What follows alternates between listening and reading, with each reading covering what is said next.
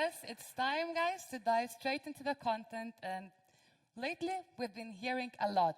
Unicorns, decacorns, hectacorns. The startup landscape is booming, and many startups are aiming high and want to become that next unicorn. But how do you get there? What does it take to become a relevant player in the startup ecosystem and be called the unicorn? We will start our day with a founder's talk, Journey to the Unicorn, and founders of the Lithuanian thirst tech unicorn Vinted and potential unicorns, Omnisend and Interactio, will talk about their journey to successful startup, decisions they had to make, and also the price they had to pay. It's not only about fundraising and getting the money. There is a lot of hard work behind the scenes that sometimes it's not being told. So, without any more talks, let's invite Milda Mitkutė, co-founder of Vinted. Mantas Mikuckas, co-founder and COO at Vinted. Rytis Lauris, co-founder and CEO of Omnisend. Henrikas Urbonas, co-founder and CEO at Interactio. And the discussion will be moderated by one and only Roberta Rudokienė, head of Startup Lithuania.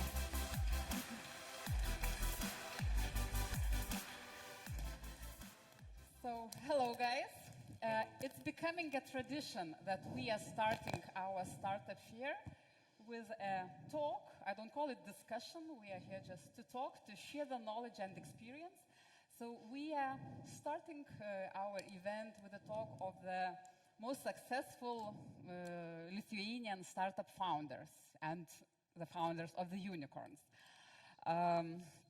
So as I already mentioned, and as Živilė mentioned, we are here just to talk about your experience, your journey, your takeouts and lessons learned, what could be useful for those who are just at the beginning of the road, who just have the ideas or already started to do something, to create innovative businesses.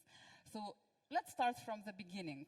I think most of us already know and heard how the idea about Vinted came into Milda's head. So let's talk about Interactio and Omnisend. How you came up with the idea and how you started the business. Very good question. Well, initially we started actually with different idea that gave fundamentals for technology that we're using today. But it came from actual need. Initial idea was around microphones, and it came from events like this, where you need to pass the microphone. But then our experience with interpretation also kicked in, and we like, oh, we can use this technology for interpretation, and we kind of switched gears and moved to that. So it was from a lot of looking around and logging different ideas to get to where we are today. I was actually a very early investor to that. Really? We started with this mic idea. Yes. But that's actually amazing living example of that at the early stage you're not really betting on the exact business model that founders are pitching to you. And this is very common mistake to over analyze that idea at a super early stage rather than spend so much time with the founders, with the actual team who's going to build it, and consider this as a hiring exercise. Would you hire those people to your team as a really exceptional executors? Because the idea we changed, I don't know, like 3 times at Probably, least. yeah. And every time it looked like at some point almost hopeless. So the only hope was that the founders were not hopeless because they were like, yeah, okay, so this doesn't work, but, you know, this and this might work, and we should, you know, try this and that, and this energy was never over, actually. So I was just, Henrikas was a bit, not really explaining the whole thing behind and how they evolved. So You know, I'll share a secret what I overheard yesterday in the investors party, that even the height of Henrikas makes impression on the investors and makes them listen to you. So guys, when you go to investors, just, pick the right person. yeah, exactly. Great, thanks. Rytis, what's your story? Is it the same idea that you started and came the whole journey? Where the journey started. Probably that's the main question. So I would say probably the journey started when I was at school. Not Omnisend journey, but overall entrepreneurship. And this is not my first business. I had like a few, that's called traditional business. I had 2 failed startup attempts before. And I think that's where the journey started. So, and I completely agree with Mantas. So the idea itself is overvaluated, and we talk too much about idea. It's all about execution. Omnisend is in a very crowded market. We entered this market when it was already extremely crowded. There were leaders in the market, and at the very initial stage, we tried to raise, but like investors said, come on, look at the market. What can you offer? It's so crowded, it's full. There is no problem there. It's all solved. Yeah, but to your direct question about how this specific idea, so that was kind of calculated. Omnisend is a spin-off from digital marketing agencies. Omnisend is marketing automation platform. So we used to sell hours to our customers, including some online stores, to which we did email marketing, marketing campaigns, overall digital marketing, and we saw that, okay, we have a very specific opportunity because we just have more data, and the entire customer journey is trackable online from the very first touch point to the transaction and post-transaction, and that was somehow calculated. And another assumption was that e-commerce will grow. We started 8 years ago, so that e-commerce is still in very premature phase, and it will be growing. So if we manage to at least get a fraction in this market, the market will be growing, and it could help us grow. So that's how we specialized to e-commerce and serving e-commerce needs. But so there was no kind of bad fundamental shifts, but there were some minor shifts from email and micro businesses to full stack marketing automation, SMS, push notifications. So it's kind of more like evolution in our case. Great. If I may to add, what Mantas said, it goes even to this kind of absurdity when we came to Mantas saying, now Mantas will go to United States and sell interpretation solution to churches there. And he's like, what? And we did it successfully. And I think I've heard it was really great success. Yes, it was. It was building block to where we are today. So. And I've heard another thing that during the COVID, situation with the events changed. Translation services for the events were not so on a high demand, and you have to pivot again to shift to another direction. Could you also share with the audience how to react so quickly in such a difficult situation? Yeah, I think it was a good reminder that whenever you have a good opportunity, you have to kind of jump in full on with all your clothes in and so on. So when the pandemic was starting, we were primarily working with live events like this, providing interpretation services via mobile app. And it was scary because a lot of event organizers were not sure if they will do the event, and so a lot of cancellations were coming in. People start using force majeure clause in the contract, to give money back, and we already projected the revenue, and clients have a way to kind of get that money back. So it was tough time, but at that time as well, we were very active conversation with European Parliament, European Commission, and many other big organizations. And for them, I'm quoting a contact from European Parliament. He recently said, Interactio saved democracy in Europe. It's not your solution. I think Russia tries to intercept. So basically, he said that because as we were discussing and COVID was just outbreaking, they needed alternative solution how they will run the sessions in a hybrid way. So some interpreters, people on site, some interpreters are remote, participants remote, and how to connect very legacy infrastructure like European Parliament to online world with 24 languages. And we already had like parts of that solution. But when the contact called me and said, Henrikas, can you help to organize like 100 rooms in 2 weeks? I said, sure, of course.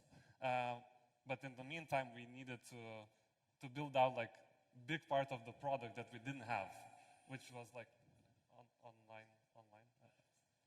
Do you hear me? Yeah, we can. So we had to build that out, and basically we locked ourselves in. I slept in the office together with most of the team. Did around 150 steps a day, so that's a lot. Drank a lot of vitamins and food supplements to kind of survive. And in the breaks, I was crying a little bit just to reduce the pressure, because it's not like you're working with simple clients like Coca-Cola or something.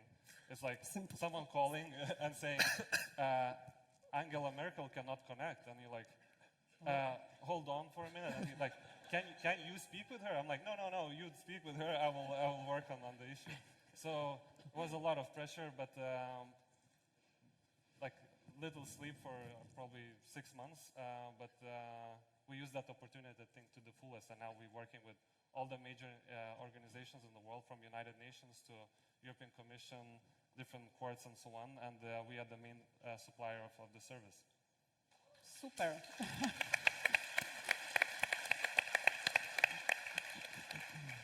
Thanks. I think that's really an impressive success story, even though you probably scared half of those who are thinking about building a startup. Yeah, if you're scared of hard work, don't do it, right? Like it's really hard. I think especially when you have the opportunity to grow, like you just have to really jump fully in, and the whole team has to jump with you.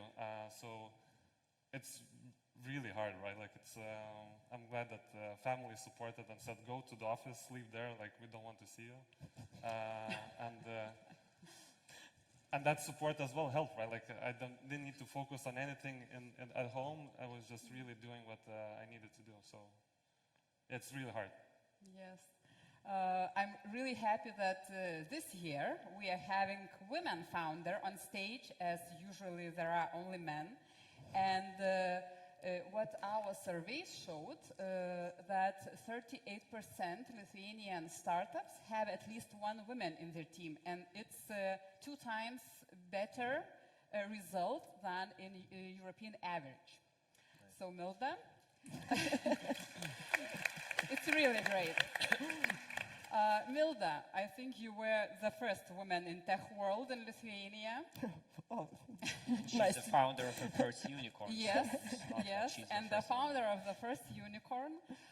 Could you, and I've heard you talk a lot also about this work and life balance, how to balance family life and raising children, and how you as a person, as a founder, a manager, had to grow together with your company during this long journey. Could you share your insights? You tell the truth. Yes, I wanted to say that you won't like my answer. Yeah, so to be very honest, so I left 5 years ago because I decided to start my family project.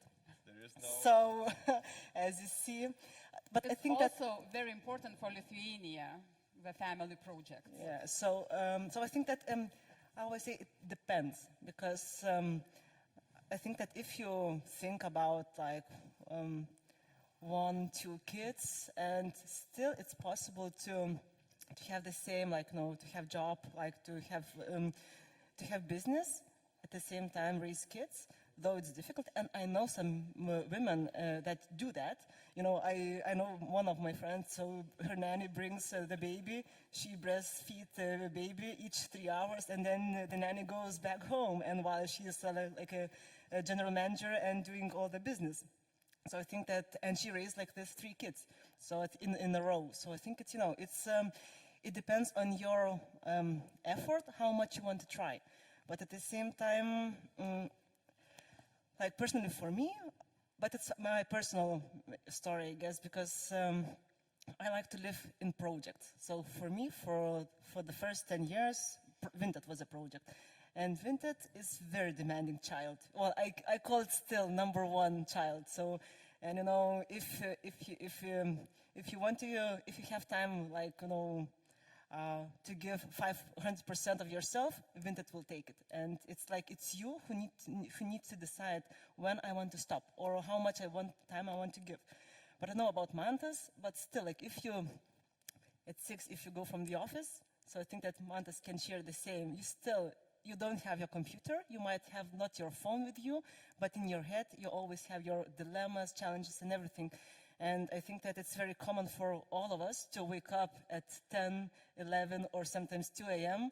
and think, oh my God, I need to solve this, and I don't know the solution. And there are so much unknown that it's still like, you know, like a background coming all the time with you. So it's like not everyone can survive. So what I want to say that you can work and you can say this is my family time, this is my work time, but with such ambitious businesses, it's very hard to have this at 6 I finish my job.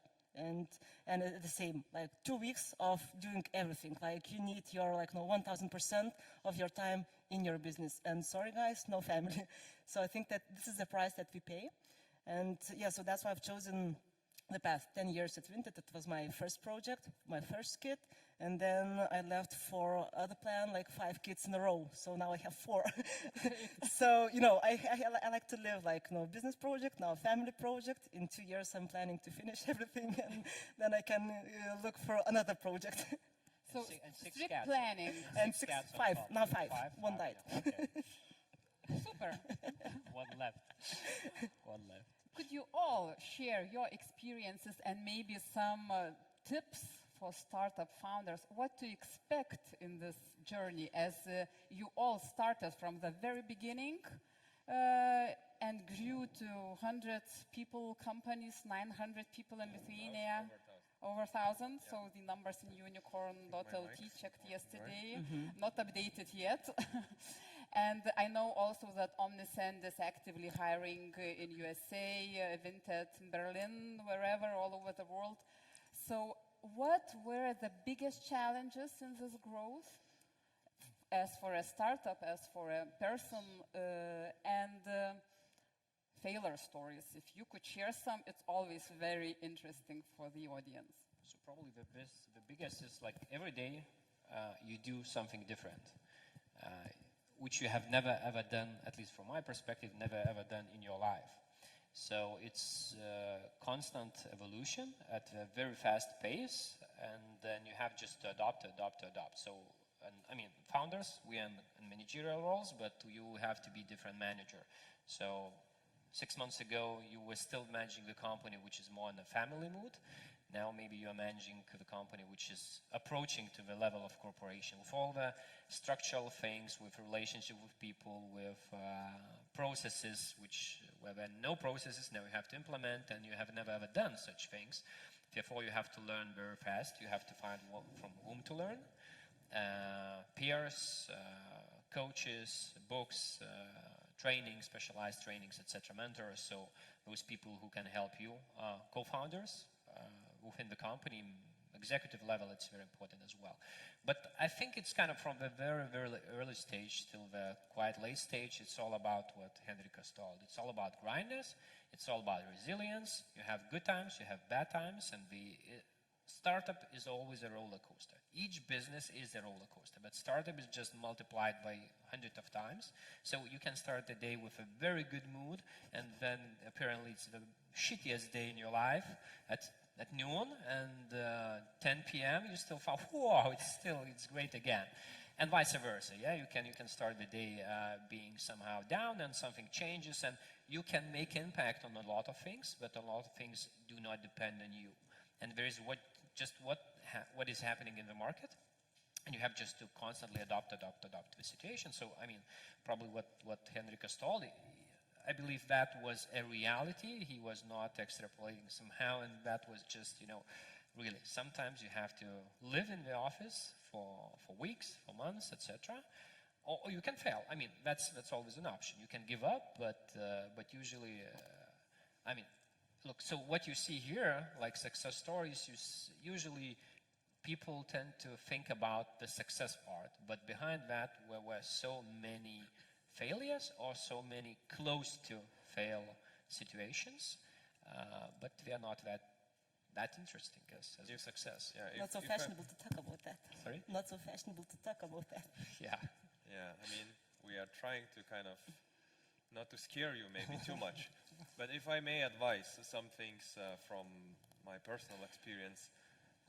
So I think there are a couple of really important building blocks. So one is team, and don't do this alone. It's gonna be incredibly difficult, probably too difficult if you do this alone.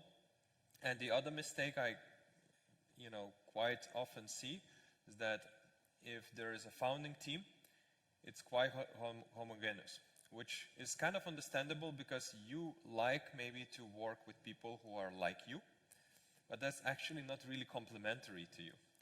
You have to learn how to work with people who are complementary to you. So you know your weak spots, and you have co-founder who has strong spots on your weak spots actually, and you understand those things, and then you work as a team. So 2 or 3 people as a co-founders is a really important setup to work with.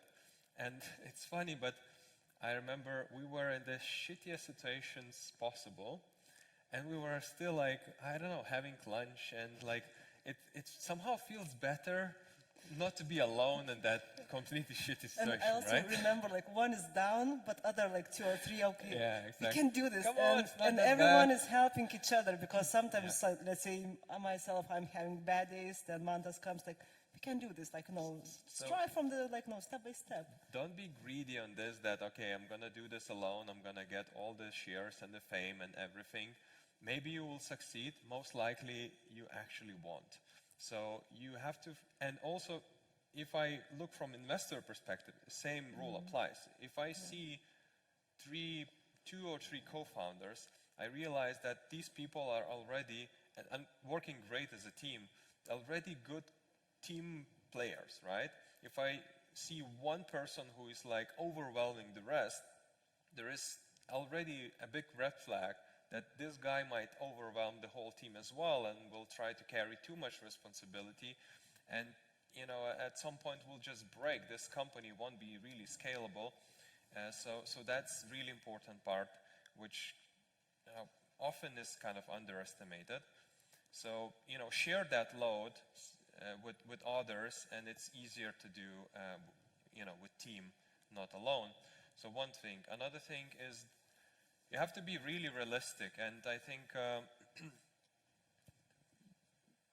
at least first 5 years, you have to really make a decision, okay, I'm gonna really dedicate myself into this, like a full, complete dedication, no other distractions. You have to make this compromise with yourself, with your family, with your friends, and basically just be super clear about this. Okay, this is what I'm gonna focus on, but maybe give some time limit, right? And then have a goals, okay, by, year 5, I wanna have like team, strong team, which can carry most of the things which I'm carrying today, and like gradually work towards that. But don't have illusion that it's gonna be easy first couple of years. It's gonna be really, really difficult, but if you make this decision consciously, you're prepared, you inform kind of others, and others are then knows this and they are supportive, then it's easier. And you also know that it's not gonna long forever, right? So you give some time frame, and then you work out. So this is the way to deal with that. Because it's. But I also would like maybe to challenge, because I also did the same, and in 10 years I read 0 books, and like for me the case was, okay, am I only Vinted? Like, no, Milda is equal to Vinted. That's it. I have no other life. So at the end, I started to think about that. Do I want to live like this? So I think that and I also felt that my brain, well, it's a, startup is rewarding journey, but very exhausting. And how long your body can continue like this? So That's my point. 10 years is actually too much. You said 5 years. Yeah, I 5 said 5, yes. Like, don't do 10. 10 is really bad. And as well, and the third thing I wanted to say, because I mean, it took us 10 years, maybe slightly less to achieve some, reasonable success and then quite good success. But this happened because we were the first generation of founders with zero knowledge, honestly, zero knowledge how to do those things, right? Like around us, there was no one who can really advise and help. So we did incredible number of mistakes, and this actually resulted of us being in a struggle for a longer period of time. But now time is different, and what surprised me still that how little I get inquiries from other co-founders to get some practical advice on practical stuff. And to me, it's like, why you are not using this resource? This is the most valuable thing you can actually try to do to, reduce your pain and reduce the number of mistakes and, shorten this span of this painful period and go into some breakout where you have some working model and some success. So don't forget this, and especially from other founders. How is it, Villa? Yeah. And if I may kind of like to what you said now and your first point about having co-founders, so I think having peers, We have the we backstage, hear the mic. hello. Someone wants also to say something. We had one more time. It's my lesson from all the conferences that I've taken. It can be Shut up. super tech company, but technology always fails. Somehow. Yeah, talking about community and co-founders and combining those two aspects which you just mentioned, I would say like asking advice, at the same time be vulnerable, and don't be shy to ask for advice or maybe to handhold, to support emotionally, which is important as well in the community. And there are two types, I would say, in the community. There are peers who are going the same, who are at the same stage as you are. And usually when we meet, so how are you doing? Oh, nice, everything is so fine, everything is just great, it's so shiny. Yeah, we do PR because we need to do PR, because we do like employment brand. But at the same time, we are going through struggles, all of us do. Yeah, so talk to your peers, ask for help, for advices, how did they go through those situations, etc.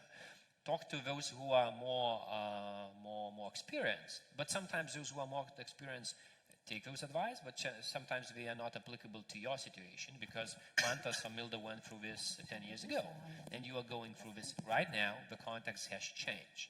So be vulnerable, be open to yourself, to co-founders, and to the community. So look, how many of great people are here? How many great people are watching probably online if it's being broadcasted? So Lithuanian startup community is really vibrant those days, and we can find a lot of support among each other. And it's open. Yeah, exactly. And that's what we do among so I often ask, or maybe not often, maybe should I do it more often? Why Yeah. we built Unicorns Association, actually. Yeah, exactly. It's one of the reasons. Yeah, thanks Mantas for this initiative, but it's one of the really talk To about really connect everyone. among each other, and share experience, and it's all about good and bad things. And maybe just one remark to all this, just my 2 cents, wouldn't is that Next, it's your responsibility, right? Like if you pushing your startup through And you join and us. you want to chat with someone in the backstage, it's your opportunity. Jivile, we are hearing you. You can have some water, guys. Yeah. We can hear everything there. So Just 17 more minutes for us, and then we will let you in. so as you pushing through, like it's your responsibility to look for the peers, for the support groups, and so on. So no one, like there are now more open. The community is more open, but at the same time, you still have to go to that meeting. You still have to approach someone, and don't wait until like there will be an opportunity, perfect opportunity to speak, right, with someone. And I remember, I think I met with Mantas.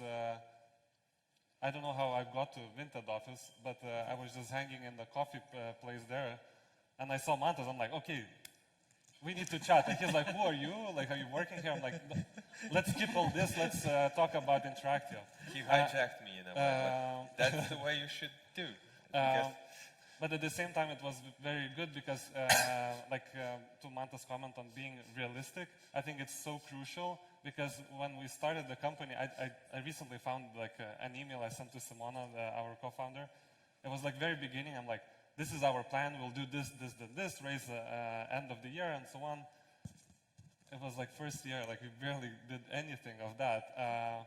But if we would have kind of thought that, if that doesn't happen, that's it. Like it would be very demotivating. And then I remember, okay, if we'll raise like enough funds, we'll like go through this. It will be much easier. And it never was. Right? Like you get more capital, you like need to push through. And it was very helpful that Mantas was on the board at Interactio because I remember Vinted was also struggling at some point, and I'm like, Manta, you have like tens of millions of euros, like it cannot be true. And he's like, no, like we still struggle, we have to go through this, and it was a good reality call for me that okay, if we want to make mark in this world, right, if we want to push our technology through, deliver on our vision, it will be constant kind of battle because you have to make that market shift. And it's on you, right? Like no one will come and support you. So you have to surround yourself with the right people, founders, the team, because if you need to work hard late at night, they also have to be committed, right? So it's people really at the core. But one thing that I would add on top is vision, like believe in what you want to achieve. Because like for me, at any hard moment, I can look back, talk with the customer, and it's so recharging because regardless of how hard it is, you know that you're making a difference, at least for that one person at that moment. And then you have 10, 100, 500, and it's really motivating that you're moving to the right direction, and it's only some shifts that you need to do. So that's why like vision is very important, I think. So I think some people may be sitting there and asking why I should do this at all. And actually, I want to add a couple Then do it if you couple ask of this things question. because this is really important, and I want in Lithuania to have in the world as well as many entrepreneurs as possible. There was a really dark moment at Vinted when I thought it's actually really we're done, right? And we are done big way because we were the first who raised significant amount of capital. So I thought if we are done, then it's a complete write-off of the Lithuanian ecosystem able to build any significant tech business, right? So I thought, okay, like it's gonna be national disaster in a way. Like everyone will say, yeah, in Lithuania, it's impossible to build those businesses. But even during that dark moment, I was reflecting, and actually I had very positive reflection in a way that I realized, but oh man, I learned so much. Like nobody would be able to give me so many learnings during such a short period of time. And also I realized I never had a boring day. Like sometimes the most killing thing is just pure, sense of that you are just bored and everything is same and the same and nothing exciting is happening. So it's completely opposite of that. So yes, it will be lots of hard work, lots of struggle, but completely opposite from boring.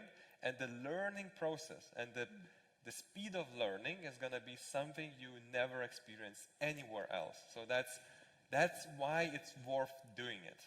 And also, even if you fail, you don't actually. On personal level, you don't.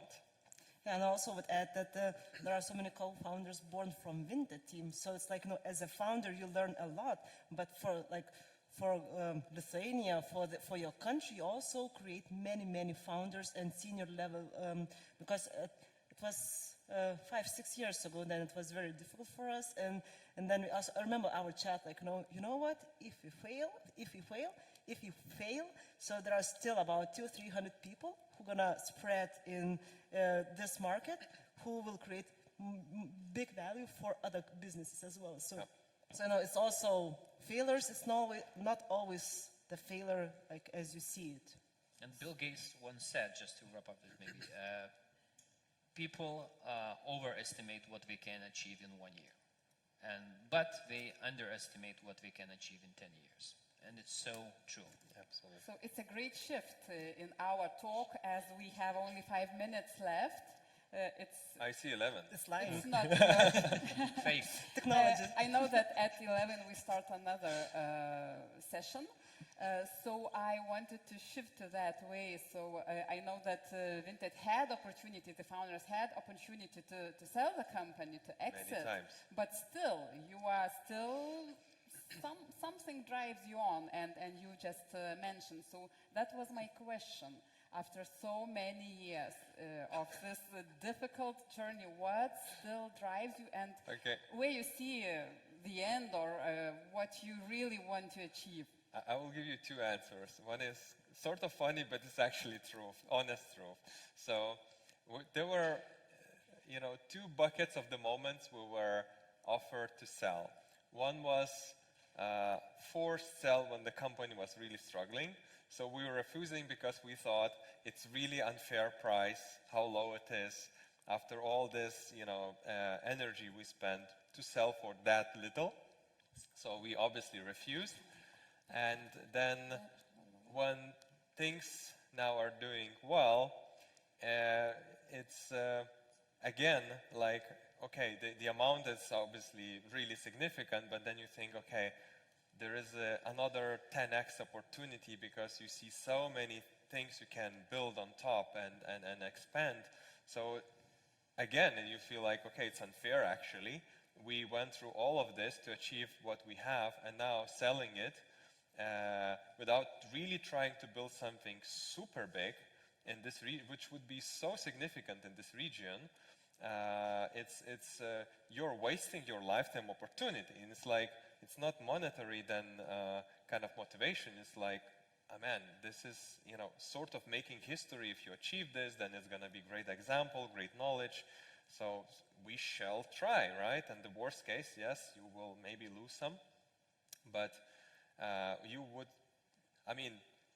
think about Instagram guys who sold it for 1 billion, right? Back then it looked like, oh my God.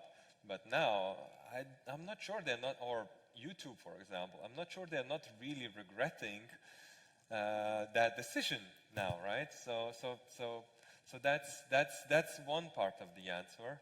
And and another is like, it's actually like monetary motivation is long gone, and what drives you is that how interesting this process is of building something that has real impact on the world, right? And in our case, we are actually spending a lot of time to design, the product and the business who brings way more sustainability to our planet, and this is super important. So you feel like, okay, I'm on the mission. This is going to be something I'm really proud of, right? So, and what I constantly found is that usually the greatest startups, greatest companies are truly mission-driven. It doesn't have to be, sustainability or something super global, but still they have some super internal drive that they really want to achieve this, and then they go against all odds because it's a core motivation for them to get there. Thanks. So what's your driving, thing? What you really want to achieve with Interactio? So at Interactio, we want to enable everyone to speak in their preferred language, and so far we see a lot of good examples. Like we have people that openly said that they were planning a suicide just because of the language barrier of where they had to move because of the war in their country and so on, and because Interactio was right there in place to deliver interpretation to those people, they joined the community. We have saved marriages from the same perspective, and at the same time we have European Parliament saying we saved democracy, right? So we truly believe that language is critical to share the knowledge, to have proper conversation and make right decisions. And so every day we inspired of different stories that we hear from the clients. And just like a few weeks ago, we had this after drinks in Barcelona and we had like European Parliament, Commission, NATO, ministries from France, and so on, and all of them sharing their stories about Interactio. And some of the people were entering the room and people were applauding because they made massive success in their meetings. And not only that the event was successful, but the resolutions or outcomes of that event. So United Nations now, for me, global warming is very important. And now we're supporting biggest agencies in United Nations that discuss about global warming. And because of Interactio technology, different small islands, small countries that never had the chance to participate in those discussions have a voice now, and they can speak in the language they are the best to represent their country.